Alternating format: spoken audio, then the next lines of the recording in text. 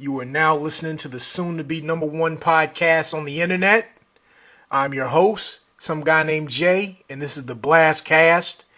The theme of this Blastcast, this is the second installment of the Blastcast, and what we want to talk about in this one is is staying healthy. I know a lot of artists, they get on the road, they travel, going from state to state, city to city, and they don't really have time to really take care of themselves like they should. They're always getting stuff on the go, it's fast foods and things like that.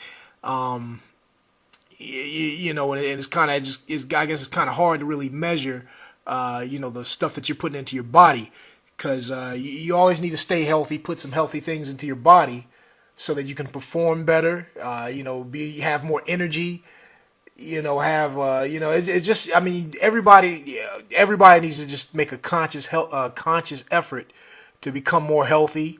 I need to practice what I preach. I eat fast food, and I'm always on the go. I'm always, getting something quick here and there. And I don't really do too much activities as I should, but that's going to change. It's been changing slowly. I've been doing some things, getting on the exercise bike, doing the Wii Fit and things like that. But I just definitely need to be more active in my daily life. And the theme of this one is artists. You guys are always on the road, or you in the studio, and going here and going there. And we're gonna have Mono Baggens. He's also an artist, always on the go, always busy doing things. But he's also a personal trainer too, so he can give you guys some tips and advice on how you guys can stay in shape, shed the pounds, and just stay healthy. All right, so yeah, coming up next, Mono Baggens. How you doing, Mono Baggens? What up, Jay? Everything good here, man. Thank you very much for the interview. Appreciate it, brother. Oh yeah. So let's go into this interview. You got the video on fire. It recently reached over 100,000 video views on YouTube. Yes, sir. Yeah. So what did you do to help it get to that level? What methods of promotions, techniques, services? What did you use to get the word out for that video? I mean, basically promoting. I mean, I'm not the one doing the actual promoting, so it's a little harder for me to speak on that. I mean, I got a promotions team that promotes the video for me. I mean, we send it out everywhere and anywhere that we could think of to get people to check out the video. I mean, it gets played on some underground public access type video shows. So, it's starting to rise up. A lot of video promoters get interested in the video too, and they send it to other people. I think a lot of it's been word of mouth, to tell you the truth. Oh yeah. And I think it's currently it's over 100 now. It's 115, 116 and growing. So. Oh yeah. And I'm by also. the time we tell it might be at 120. Oh yeah. I'm gonna check back. Yeah, and I'm glad I had the pleasure of assisting with that record too. Yeah, no doubt, definitely. I mean, you definitely, exactly. You were one of the promoters who was, involved with the process. So, you forward it to people. People liked it. They tell people, and before you know it, man, you got 100,000 views. Oh yeah. So, in your opinion, what would you say some of the best ways to promote the music? Now, I know you tried all different kind of ways, and I know you said word of mouth, but when it comes to the internet, though, what do you think? Is there any specific social networking sites or any kind of services or any kind of things that you felt that really performed well or performed better than others? I mean, it's basically trial and error with a lot of things. I mean, there's no set script on how to get your music or your video out there to the world. If there was, it'd be a lot easier. It's basically you got to find what works for you and go for it. And unfortunately, you got to throw a lot of darts out there to see which dart's going to land on the bullseye. A lot of these darts are going to miss, but when you find something that's working for you, you got to push it. Social media is obviously the way a lot of people are going nowadays. It's very helpful. You could get your video played on, music channels, obviously. That's going to boost your internet presence. You could get the video placed on different websites. I mean, I know that's something that you're good at assisting with, Jay, getting the video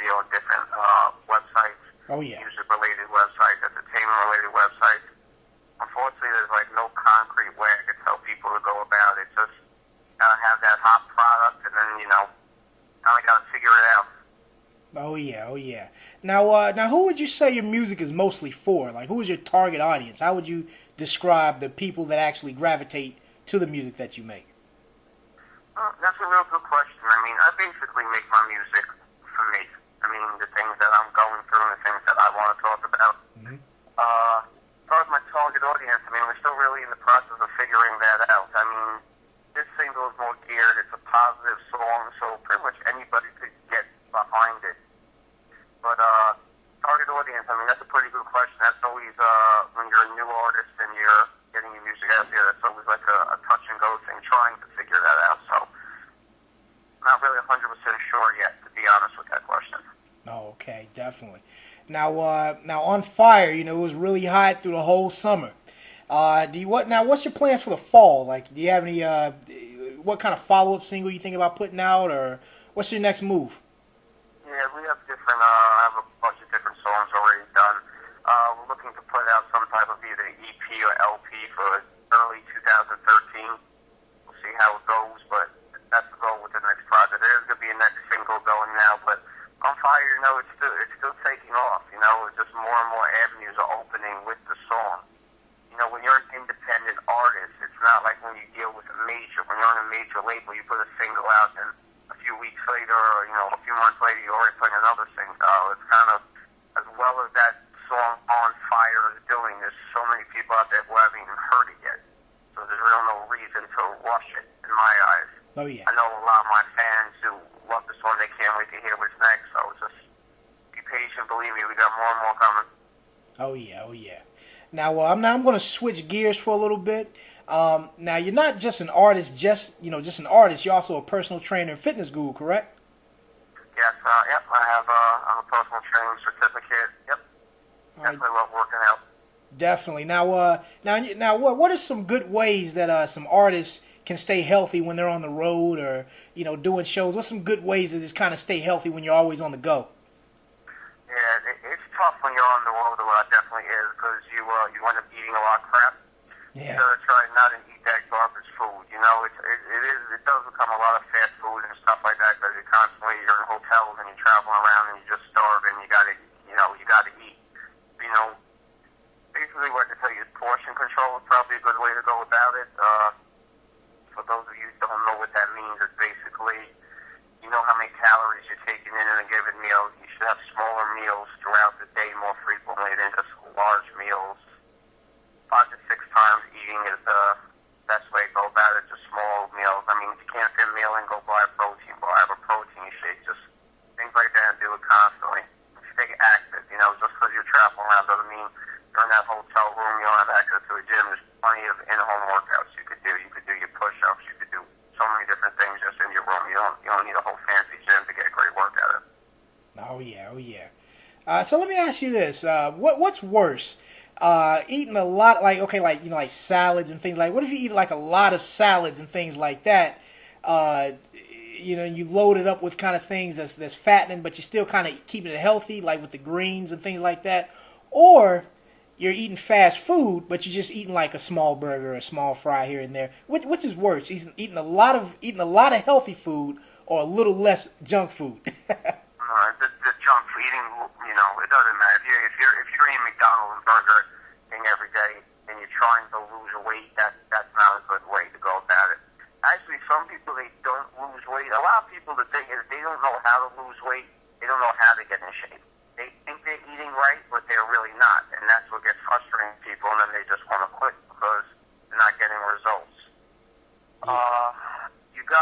First of all, you got to determine what your goal is. I mean, some people, not everyone wants to lose weight. Some people want to gain muscle. You got to determine your goal, and then, easier for a trainer to figure out their game plan once they know what you want to accomplish. Like, getting in shape isn't an answer. Everyone's definition of getting in shape is something different, but I think I kind of veered off of what you asked me a little bit.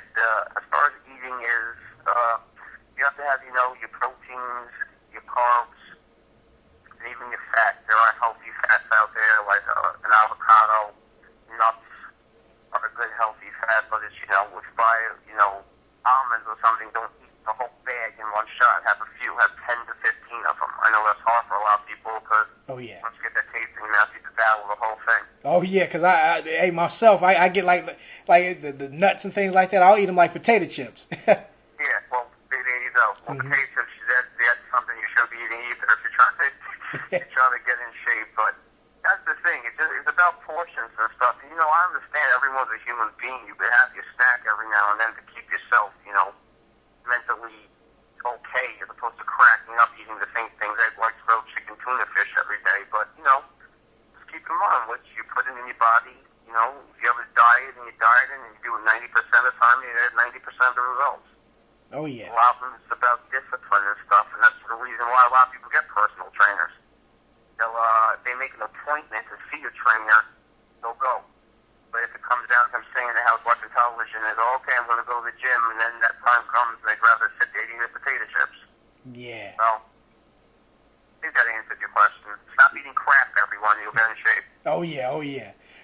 Now I read somewhere that it's always like when you exercise in the morning, if you don't eat, like if you skip breakfast first and just work out first and then eat breakfast, is that good, or is it good to eat first? Or like, what's a myth and what's correct with that? Yeah, I don't know. Well, I don't know if anything is correct or incorrect. Everyone's body is a little bit different to a degree. I don't like working out on an empty stomach. If I'm hungry, I'm not going to go work out because I'm going to go rush my workout. I'm not going to have that energy level, and I'm just going to want to be safe. If you're thinking about eating while you're working out, you're not going to get your best workout. I would, you know, have something to eat in the morning. I give it about an hour to digest, and then work out. It really depends on how intense your workout is. When I personally work out, I work out at a very high intensity. So I need to eat. I eat constantly throughout the day. I have to keep fueling my body. See, some people, this is what I lost my train of thought before, but what I was meaning to get to was starving yourself sometimes is contra-effective to losing weight, because what your body does is if you don't take in enough food for the day, your body stores everything as fat because it needs it for energy. Yeah. So that's why eating frequently throughout the day, smaller meals, is constantly fueling your body, and it allows your body to burn off fat at a quicker rate. Oh yeah. Okay. So that's how some people get frustrated. They're starving themselves to death. They're getting aggravated, and everything that they are eating is being stored as fat because they're not giving their body enough stuff to burn. Your body's smart. Your body knows, man, this guy's not going to give me any more food for the rest of the day. I got to save this energy right now, so your body stores it as fat. Now let me ask you. Now you know everybody's kind of metabolism is different. You know, because you hear, especially that you hear women talking about, oh man, I can eat anything and I just stay how I am, and then you hear some people, you know, they barely eat and they're big as cows. You know, like now what are some ways that you can kind of change your metabolism? You know, like is this? You could speed up your metabolism by working out. Okay. The more you work out, the faster your metabolism gets. Definitely. See, like professional athletes, what they look like, you know, those guys, professional football players, you know, they're built like bricks, a lot of them. And, you know, some of them too, they eat crap. I used to have a boy, Marcus, he used to use chocolate bars, and he was ripped beyond belief. Also, age has to do with it. The younger you are, the quicker your metabolism is. The older you get, your metabolism slows down. So it's like some of those girls you're talking about, when they're in their, you know, teens and 20s, they could eat whatever they want, and then I could get pound. As they get older, in their 30s, 40s, and 50s, if they keep that same diet out, and they're not working out, you're going to watch how those flat ass start to turn to rolls. Exactly. All right. Is there any kind of foods that could speed up your metabolism? Not that I know of. I mean, I don't. If there is, I don't have knowledge of that. I mean, I'm not a nutritionist, so that would really be more of a question, I think, for a nutritionist. Okay, definitely. Now, if you're a bigger person, is it better to like start off with cardio or just or weightlifting? Yeah. You really need to do both, but cardio is the most important thing for losing weight. Okay. When you weightlift, you are burning. It's about burning calories. There's only one way to lose weight. It seems like you keep getting back to the losing weight. So that's, I guess, what you want to concentrate on here. There's only one way to lose weight, and if anyone tells you anything other than what I'm about to tell you, you can end the conversation with them because there's no point in continuing it. It's actually called the law of thermodynamics. What that basically means in layman's terms is that you have to burn more calories than you take in. You burn more calories than you take in, you lose weight. If you take in more calories than you burn, you stay the same when you gain weight. That's the simple way it works. So when you do cardio, you tend to burn more calories. But when you do weightlifting, you're burning calories also. It also depends it's all about intensity. You know, people tell me I work out for a half hour. If you're working out for a half hour, you're walking on a treadmill while you're talking on your cell phone and you're lolly-dotting around, you're not really burning very much. I don't care if you work out for a half hour. I can work out in 8 minutes and I'll burn more calories than you're doing 45 because for those 8 minutes I'm jumping up and down and doing all these crazy things to the point, you know, my t-shirt is soaked with sweat. So it's about intensity. Okay. All right. Let me ask you, is this a myth? Can you burn calories in your sleep? I'm not sure about that. I don't know, to be honest. Okay. Let me ask you, how many calories do you think you burn on stage rapping? Oh man, that's a funny question. Depends on how long the show is. Yeah, exactly. If I'm doing 5 minutes or I'm doing a half hour, 40 minutes, I mean, I got a pretty high energy on stage, so I move around a lot. I'm not one of those entertainers that just stays on stage, you know, walking up and back, holding a microphone. I'm pretty active, so I don't know the exact answer of the number of calories, but I'm burning some calories up there, you know, the more I get into it. Oh yeah. Let me ask you, would you ever consider cross-promoting the two things, you being a personal trainer and all, and being a rapper, like kind of using one to promote the other, or vice versa? I wouldn't be against it. I mean, I really haven't thought of a niche as to how to do that, but I mean, those are the two passions in my life, music and fitness. So those are the two things I enjoy doing, you know. You never know. Maybe one day, you know, I'll be doing both, like, you know, both at the same time on a large scale. You never know what's going to happen. So, I mean, it could be cool me making fitness tapes and playing my music in the background, you know, one day. You never know. But, I mean, you know, everything's working right now with the music. So that's really where my heart and soul is right now. Oh yeah. Now, since we're on the topic of fat and fitness, and on these podcasts, I'm going to at least ask one kind of off the wall question, because I just want to I'm just going to do it that way. Go for it, brother. Get crazy. But okay, can a fat chick be a successful gold digger, in your opinion? Sure, why not, man? There's some guys who like I'll use heavy set women as opposed to fat chicks. I guess it's a little insulting right there, you know? Yeah. No offense to big ones. I have trained some large women in my life. I don't really want to refer to it that way, but sure, man, why not? There's some guys who really like big chicks, man. Being a gold digger isn't always 100% about what you look like. It's all about your game. Yeah. You know? There's definitely just some guys out there, man. There's some guys out there, some ugly dudes, but there's with some hot chicks because they just got that gift of gab. They know how to speak. Exactly, because I was talking. They know how to speak. Yeah, true. You're not tough, you could do anything. Exactly. You know, because I was thinking, because a friend of mine was talking. We said you never see like too many professional athletes with heavier women. I mean, you see athletic guys with heavy women if they're just like regular guys, but you never see that's. Well, a professional athlete, you know, it's kind of like you're a professional athlete, you're famous to the world, you know, unless you're like a real stud of a personality, you're going to have your pick of the cream of the crop or whatever you want. So if you're not into heavy chicks, you know, you're not going to have one. But, you know, like I said, there's some guys out there, that's what they find attractive, man. They like heavy chicks, so, you know. Yeah, I feel you. If you're a heavy chick and you can pimp some guy out with money, you know, more power to you. You must got some real good gift of gab right there. Exactly. Or, you know, you must have some massive skills in other areas that will keep it clean and not mentioned. Oh yeah, if they could suck a basketball through a garden hose, I guess that would. You told me to keep it clean, so you could say something like that right there. Hey, I didn't curse. Yeah. And for any heavyset women that are listening, if you want to challenge this, you're welcome to hit the comment section and attack me. That's what this is all about. This kind of give and take. Going back and forth. We want that. Yeah, like I said, man, heavy set women. That's how we phrase it over here, ladies. Yeah, you just keep working at it. Just sit up. Don't worry about it. Exactly. Stay positive. Exactly. And also, since we're on the topic of chicks too, I just want to throw this in there.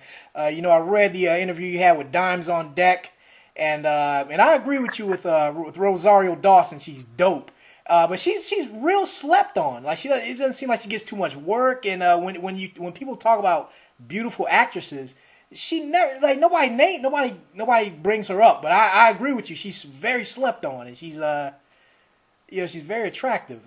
I had a question to go with that. I agree, man. She is slept on when it comes to being one of the more beautiful women out there. I mean, I don't want to get into specific details, but, she's got a great body, she's got a pretty face. So, yeah, that's okay, man. They don't have to love her. I'll love her for everybody. Oh, yeah. Exactly. So yeah, that's basically it for the interview. I just wanted to thank you for this interview. Is there anything else you want to plug? Any last minute shout outs or anything like that? Yeah, well, definitely want to say thank you, Jay, the Giant Blast. Big shout out for the promotions you do for me and the interview. Everyone out there, check out my single "On Fire." It's actually a great song to work out to. Obviously, also the positive uplifting song that's actually very good to work out to since we kind of touched both areas. Check out the video on YouTube. You can follow me on Twitter at Mono Bagends, that's BAGENDS.